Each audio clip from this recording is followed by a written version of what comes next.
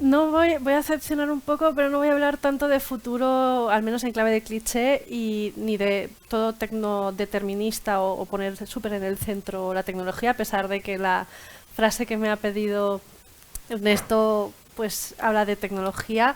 Ahora vais a ver un poco hacia dónde vamos a ir y es sobre los retos, ¿no? Lo que voy a exponer es, porque también me lo pidieron, es un nuevo tipo, bueno, no es tan nuevo, pero para nosotros será nuevo, tipo, estilo de innovación que utiliza los retos más que enmarcar una nueva tecnología o enmarcar, por ejemplo, un nuevo mercado emergente que parece muy sexy.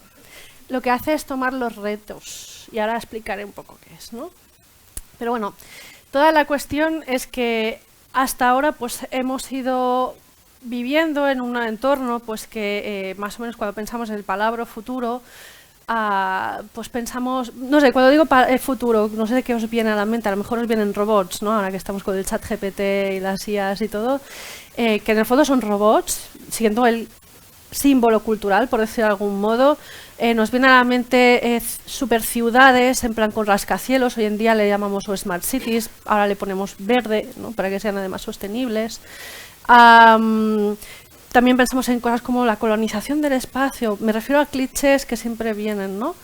Pero yo, por ejemplo, esto ya empezaba a hacer un poco esta explicación antes de la COVID y lamentablemente la COVID, una cosa que nos ha puesto sobre la mesa es que todo aquello que pensábamos que debía de ser de una manera específica, ¿no? No necesariamente ha de suceder. ¿Para cuántas fue como muy real hace ya 3 años encontrarse como de golpe cerrada en casa porque no se podía salir?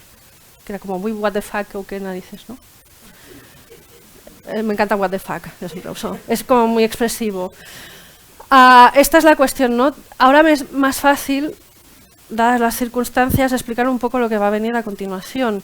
Y es que algunos modelos, incluyendo económicos, que se han dado por teorías de cambio, teorías de cómo se supone que ha de funcionar, no acaban de furular. No sé si también desde la escala de empresa os encontráis pues que modelo, por ejemplo, más metodológico, hasta durante unos años pues funcionaba de coña y de golpe ha cambiado algo en el entorno y ya no funciona bien, ¿no? Es lo que tienen los modelos. Los hay más metodológicos y los hay más teóricos. Luego veremos ejemplos y diréis, esto me suena. Como ha dicho, soy historiadora y tiene mucho que ver con el tema de futuro y reflexionar con el cambio, la transformación. Normalmente cuando pensamos en la evolución, evolución en un sentido muy amplio. Por ejemplo, a nivel visual, no sé si os pasa que es un poco así, ¿no? Incluso aunque pensemos en tecnología, pensamos en cómo el dibujo famoso este de la evolución humana, ¿no? De primero viene el Australopithecus, ¿no? La Lucy, y luego pues van pasando diferentes generaciones. Que por cierto, el Erectus está fuera de nuestra línea. Lo que se ha descubierto desde hace varias décadas, pero esto es como muy nicho, ¿no? Esto es para los nerds de la ciencia, sobre todo en lo que se llama, es una revolución muy interesante que está pasando en las ciencias, que son las ciencias de los sistemas complejos. Tanto que además son muy interdisciplinarias.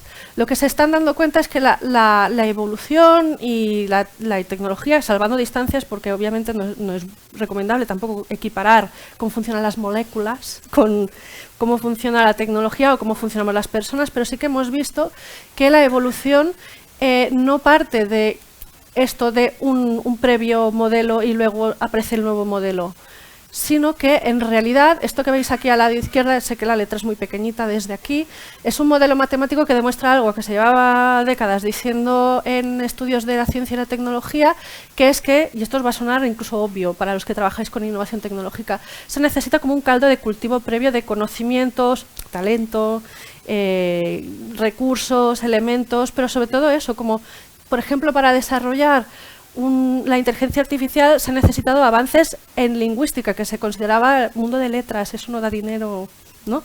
Se ha necesitado un buen desarrollo en semántica, que eso es más bien filosofía. Se ha necesitado desarrollo, es decir, no solamente el cliché de tecnología digital, ¿no? Pues un poco así. Lo que veis a la derecha es un ejemplo de que, como la evolución humana. Hoy en día sabemos que los que estamos en esta sala tenemos un poquito de neandertal y un poquito de denisovano, que es otro tipo de neandertal diferente. O sea que neandertal, que dejemos de decir que es un insulto porque nos estamos insultando. Bueno, esto es otro terreno mío. No sé si os suena, ¿habéis visto alguna vez esto? Esto se llaman ondas de Kondratiev. Por el nombre es quizá un poco técnico, este señor es de hace un siglo. Pero lo que propuso, después de investigar de maneras un poco especialitas, intentó determinar desde la economía si existían patrones como ciclos, igual a imitación, por ejemplo, de lo que ocurre con la teoría de ciclos antigua en la física, de si habían ciclos de oscilación, de evolución de las sociedades humanas. Y consultó pues, datos económicos de Estados Unidos, Reino Unido, Francia y algunos más, aunque el señor era de la Unión Soviética, no hizo nada de Rusia, etcétera. Y él propuso de que había ciclos que se daban aproximadamente cada 70 años, grandes ciclos. Luego han habido otros economistas un poco posteriores, como Elliot, que han dicho, vale, dentro de esos grandes ciclos a la vez hay ciclos un poco más pequeños, ¿sí? Tipo de 20, 30 años. Y hasta aquí pues parecía que la clavaba, ¿no? Es decir, que iba evolucionando. ¿Qué ha pasado? Un poco lo que os decía. Este señor, esta teoría todavía se está usando como a escala popular, pero hoy en día tenemos herramientas mucho más sofisticadas, obviamente como más con más capas. Esto es un mapa, no lo vais a ver, no os preocupéis, pero es para que veáis que es un puñetero caos de diferentes elementos, de diferentes subdisciplinas, desde la cibernética, los sistemas complejos, inteligencia artificial está incluida abajo, que están estudiando cómo funciona la complejidad. Teoría del caos, a lo mejor os suena remotamente, este tipo de cosas, ¿no? ¿Esto qué significa? Que hay una gran transformación de herramientas y de elementos. Me encantaría explicar, me vengo muy arriba, pero no es el momento. Por ejemplo, hay un libro que recomendaría para introduciros, si no lo conocéis, que es Pensar en sistemas, de Donella Meadows. No sé si la habíais oído, bueno, yo soy súper fan, que está muy bien para introducirse un poco a esto, pero lo explica tan bien, tan sencillo, es que soy muy fan de Donella Meadows. Lo que hemos visto, este modelo de aquí abajo yo creo que es relativamente simple, pero explica un poco qué es lo que vio en realidad, grosso modo, muy generalizado, Kondratiev. No sé si veis abajo que hay como una especie de bucle dibujado y que al lado hay la representación en lo que sería por datos, en forma de gráfico. Ambas cosas son lo mismo, pero son representadas de distintas maneras, con distintas variables, pero es lo mismo. Lo que estábamos viendo durante más de un siglo largo es lo que se conoce como un estado estable. Es decir, las economías, esto va a sonar como muy extraño porque, Liz, si hay crisis económicas, eso de estable no tiene nada. Desde una escala muy grande, como si viéramos un mapa súper grande, sí era relativamente estable. ¿Qué ha pasado? Que están cambiando cositas. Esto, por ejemplo, de la derecha es un modelo que proponen desde hace 30 años o 20 unos economistas. Hay toda una corriente que está por fin tomando más fuerza y más validación, que es la economía ecológica. ¿Qué vienen a decir? Lo siguiente, no sé si conocéis, por ejemplo, está más adelante, pero os lo explico ahora, no os preocupéis. Yo soy muy de evolucionar con el discurso.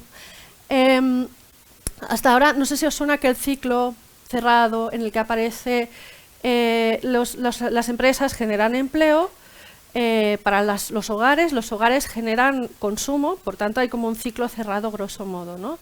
Lo que dicen, que hay un componente muy importante que se está olvidando de este modelo como muy sintetizado, pero que debería estar porque es muy clave, que es la entrada de energía, es que parece una tontería, pero la entrada de energía que indirecta y directamente solar siempre.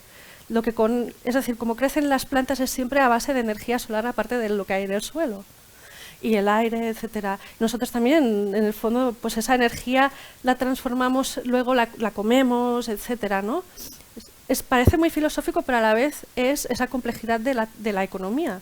Y luego nos olvidamos también de hablar de los excrementos, ¿no? Lo que sale del sistema, que son los residuos famosos y el calor. Esto es muy de termodinámica básica, pero también es básico, valga tanta redundancia.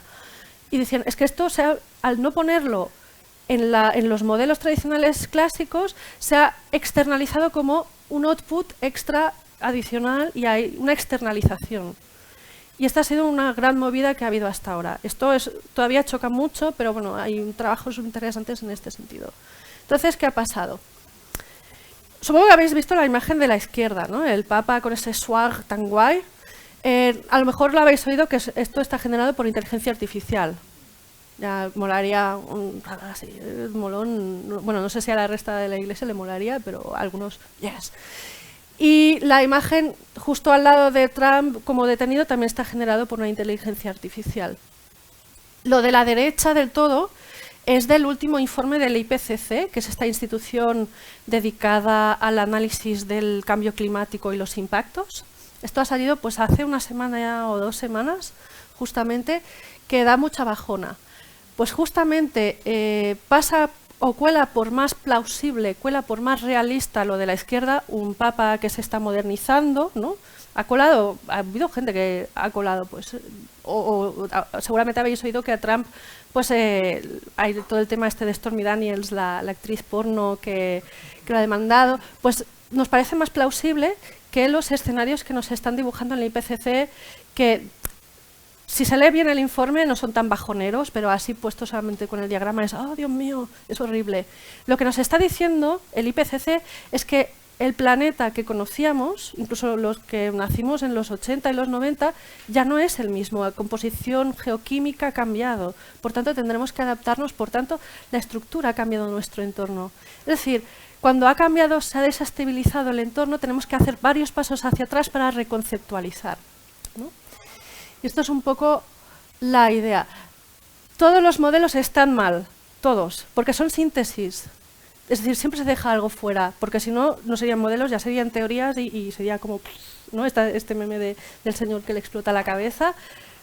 Necesitamos modelos, por ejemplo, un business canvas es un modelo, en el fondo, valga tanta redundancia, porque lo que nos obliga es a pensar en las partes como que se consideran más importantes, pero se dejan muchas cosas. No sé quién habéis probado, ¿no?, a usar el business canvas y decís cuando vais entrando, hostia, pero aquí hay que considerar esta otra cosa. Pues precisamente esta es la idea de los modelos. El problema es que a veces nos hemos tragado, yo incluida, yo la primera, que a veces los modelos, sobre todo teóricos, como el de la economía, es igual a toda la teoría total. Es decir, no vemos la complejidad. Y ahora de golpe todo se desestabiliza y esa complejidad invisible, porque era como demasiado obvia, de golpe se vuelve visible. ¿Sí? Es como un poco filosófico hoy, pero ahora seguiremos. Entonces, el reto que tenemos, entre otras cosas, es que necesitamos nuevos modelos, pero no hay manuales para todo. Hay algunas cosas que nos pueden servir, referencias del pasado, pero en general vemos que tenemos que inventar bastantes cosas nuevas. Esto es el rollo de la innovación que se lleva diciendo de hace tiempo. Entonces, ¿qué está pasando? Voy a cambiar un poco. Sobre todo en el norte de Europa, no sé si os suenan estas instituciones, Vinnova, Sitra. Vinnova es la agencia pública de innovación de Suecia y Sitra es lo mismo, pero de Finlandia, que llevan desde los años 90 o así desarrollando proyectos y llevan utilizando, más que una metodología, es un marco teórico también económico que les está funcionando por lo visto bastante bien. No sé si la señora de la izquierda os suena, es Mariana Mazzucato, sí, fan también. Mariana Mazzucato trabajó entre 2016 y 2018 con la Comisión Europea para desarrollar un modelo muy orientado o alineado con esto que ahora os lo explicaré, que es ella le llama la innovación orientada por misiones. No sé si habéis oído por casualidad. Está bastante alineada además con temas de objetivos de desarrollo sostenible.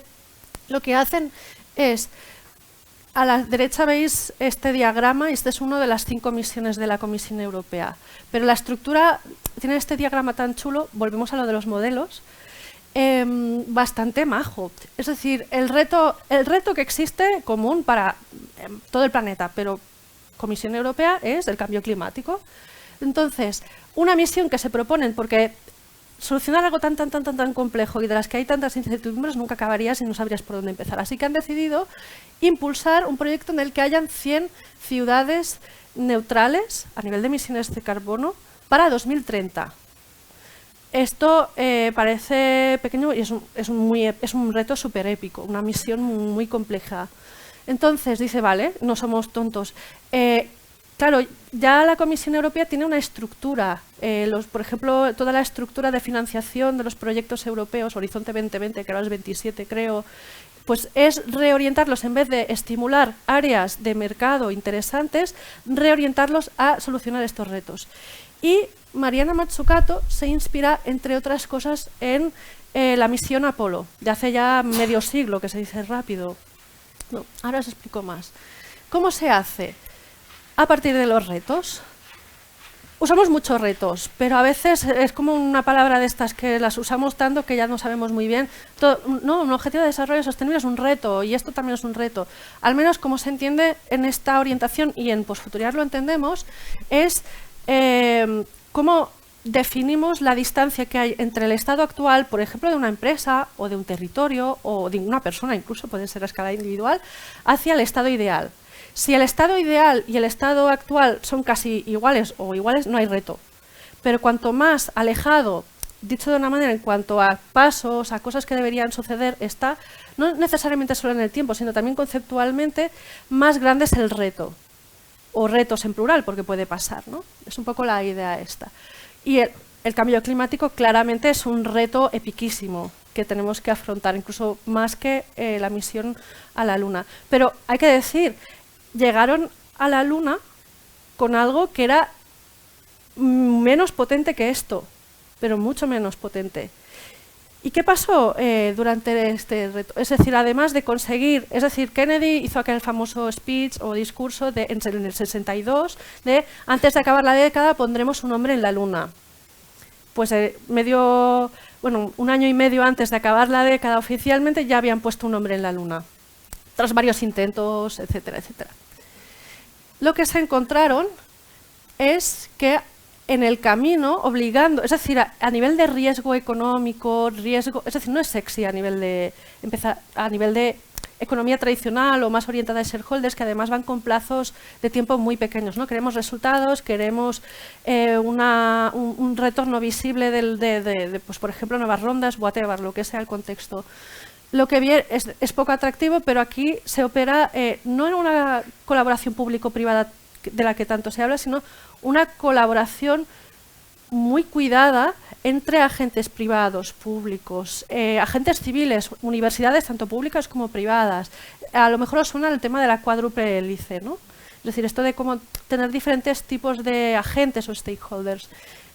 Entonces, en el camino de desarrollar este tipo de misiones que parecían tan alejadas e imposibles, cuando Kennedy hizo el discurso en el 62, entre otras cosas se impulsó una cosa que nos parece hoy muy obvia, que es la miniaturización de los chips, la miniaturización de los procesadores. Creemos que hay como una ley, a veces se habla de la ley de Moore, pero fue, entre otras cosas, a partir de este evento histórico que se obligó, porque básicamente, no sé si, como seguramente os suena, no puedes ir con mucho peso al espacio, es muy justito. Así que, entre otras cosas, tenían que miniaturizar los ordenadores, todo lo que podían en general, pero entre otras cosas los ordenadores, porque como sabéis en aquella época eran mamotretos gigantescos y con una capacidad muy nimia. También acabaron de desarrollar las placas solares. No es el principal impulsor, no es el evento único desde el cual vienen, pero hubo mucha inversión y se aceleró bastante, ¿sí? O sea que se generan, por eso he puesto el diagrama este de nuevo de la innovación, lo que se llama en ciencias de la complejidad adyacentes posibles. Esto es un palabra muy técnico, pero la idea es que a partir de un conjunto de situaciones relacionadas e interactuadas, por ejemplo, diferentes conocimientos con recursos, como tener unos buenos ingredientes bien combinados, se abre como un abanico de posibilidades. Algunas son inciertas, pero esta es la idea. Y hoy en día estamos cada vez como embudizando cada vez más. Es muy largo de explicar el por qué estamos embudizando. Entonces, parece menos sexy, estoy como vendiendo el pescado, lo sé, pero bueno, es lo que tiene, ¿no? Ahora bien, no quiero sonar flipada, es decir, no es lo mismo una pyme que lo empiece, por ejemplo, un clúster entero o que lo empiece un gobierno, pues, o la Comisión Europea.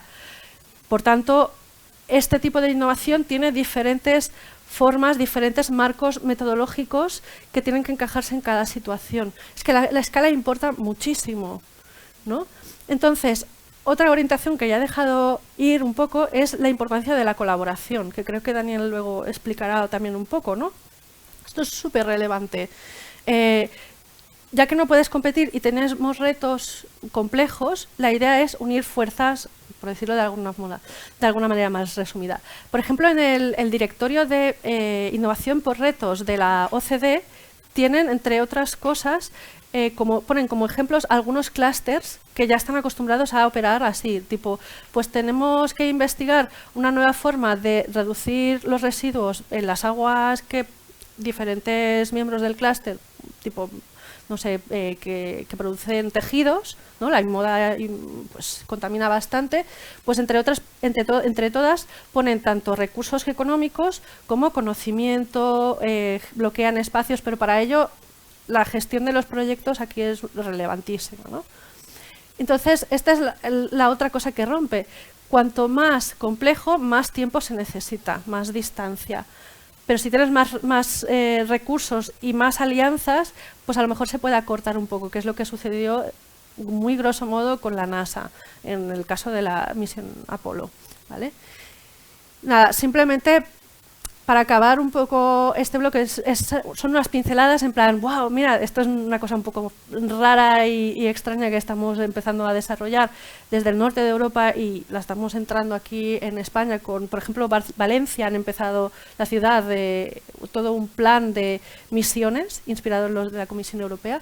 Entonces, lo que se hace es definir muy bien el entorno, posibles aliados, empezar las conversaciones, luego definir muy bien conjuntamente, idealmente, porque todos tienen diferentes conocimientos de ese reto, a lo mejor uno lo ve de una manera y otro de otra, para definir y estipular muy bien el reto. Luego definir cuál es el estado ideal, un escenario de futuro deseable o como le queramos llamar. Estrella polar a mí me gusta mucho, porque es como la guía. No es algo con lo que tienes que casar, pero sí que te dice, vale, pues vamos hacia allí, hacia algún lado concreto. Y luego, pues, vamos trabajando ese estrella polar, luego se despliega todo un portfolio de proyectos más pequeños para además ver que hay ritmo y ha de ser muy experimental.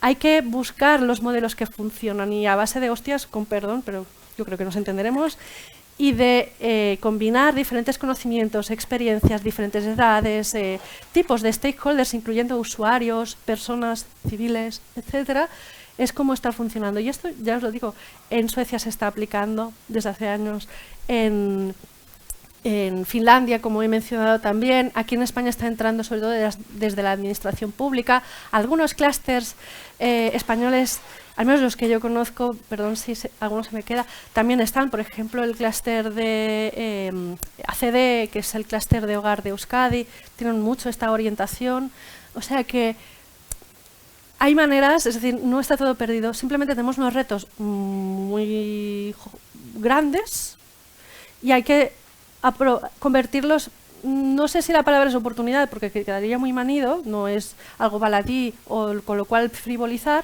pero no necesariamente ha de estar alejado de las necesidades también económicas, pero siempre siendo realistas.